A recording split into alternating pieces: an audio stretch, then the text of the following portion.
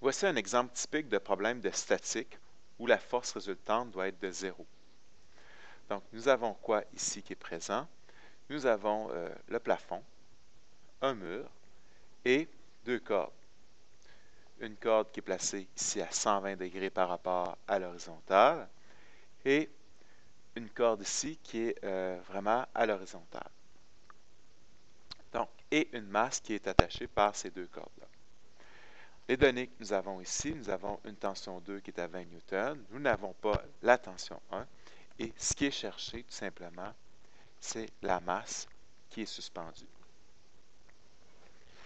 Donc, à partir des informations, on va trouver cette masse-là. Première chose qu'on doit dire dans notre tableau de force, c'est que la force résultante en X et en Y est de 0, tout simplement parce que nous avons un équilibre statique. Donc, avant de vraiment commencer le problème, on va devoir placer notre plan cartésien. Toujours super important de choisir le point où est-ce que les forces s'appliquent. Ici, c'est assez évident, c'est la masse. Ensuite, de tracer le plan cartésien. Ensuite, puisque nous sommes dans une méthode algébrique, donc ça va être de déterminer correctement tous nos angles. Donc, par exemple, la tension 1, nous avons 120 degrés ici, donc 60 ici. Donc, la tension 1, nous ne savons pas c'est quoi, mais on sait que c'est à 60 degrés. Tandis que la tension 2, elle, va agir dans cette direction-ci. Donc, ça va être à 180 degrés. Et la dernière force qui n'est pas tracée, donc je prends le temps de tracer mes forces, donc ça c'est ma tension 1, c'est ma tension 2, et ma dernière force qui est la force gravitationnelle, elle va être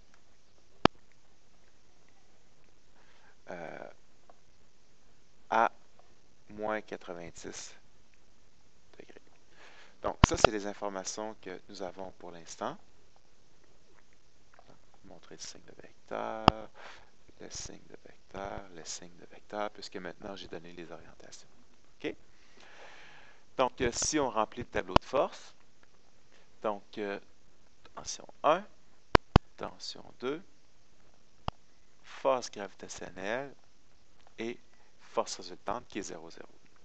Donc, pour ce qui est de la tension 1, nous n'avons pas la valeur, donc on sait par contre que ça va être T1 fois cosinus de 60, donc toujours la composante en X, en Y, T1 fois sinus de 60. Donc, on voit que ça a été très important de trouver notre angle de 60 degrés. Si nous avions placé 120, on n'aurait pas les bonnes valeurs ici. Donc, pour T2, on peut faire 20 fois cosinus de 180, mais on se rendrait compte très rapidement qu'en X, on a 20 newtons négatifs, puisque c'est dans le sens opposé des X positifs. Tandis qu'en Y, on a une valeur de 0. Pour ce qui est de la force gravitationnelle, donc elle agit uniquement en Y, donc en X, c'est 0. Et en Y, tout simplement, c'est moins Fg. Okay? C'est la masse fois l'accélération gravitationnelle. Donc maintenant, où est-ce que nous avons des interrogations? Donc on ne sait pas c'est quoi la valeur qui va ici, on ne sait pas c'est quoi la valeur qui va ici, mais c'est assez évident si on comprend le principe du tableau. Tout simplement, évidemment, pour ce qui est de la force T1 en X, on n'a pas le choix que ça doit être plus 20. Parce que plus 20, moins 20, plus 0 va donner 0. Donc là, on vient d'avoir une information, c'est que T1 fois cosinus de 60 degrés, qu'est-ce que ça doit donner? Ça doit donner 20. Donc là, on peut commencer à résoudre.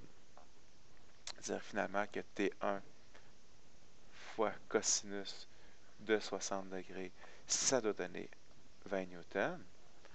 Donc maintenant, avec la calculatrice, donc tout simplement, on va faire le calcul. 20 divisé par cosinus de 60, donc va nous donner un 40 newtons. Donc ça va être le T1. Donc on vient de déterminer que T1 est égal à 40 newtons. Maintenant, ce n'est pas ça qu'on cherche. Nous, on cherche la force gravitationnelle. Donc là, il va falloir passer en Y.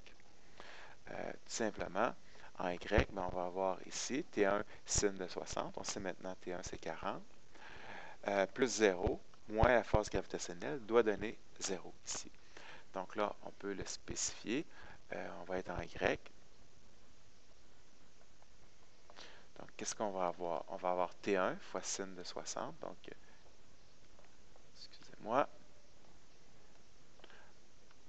Donc, on va avoir 40 fois sinus de 60 degrés plus 0 moins FG va donner 0. Donc, si on fait le calcul de 40 fois sin de 60 fois sinus de 60, donc on obtient 34,6. Donc ici, nous avons 34,6 plus 0 moins FG doit donner 0. Donc, excusez-moi. Donc, c'est certain que la force gravitationnelle va être de 34,6. Donc, 34,6 moins 34,6 va donner 0. Donc, on sait aussi que la force gravitationnelle, c'est égal à la masse fois l'accélération gravitationnelle, G. Donc, tout simplement, G, on va utiliser 10. Donc, il reste à faire quoi? 34,6 divisé par 10 qui va donner la masse. Donc, nous avons une masse de 3,46 kg. Donc, ça, c'est la réponse qu'on cherchait. Donc, une masse de 3,46 kg.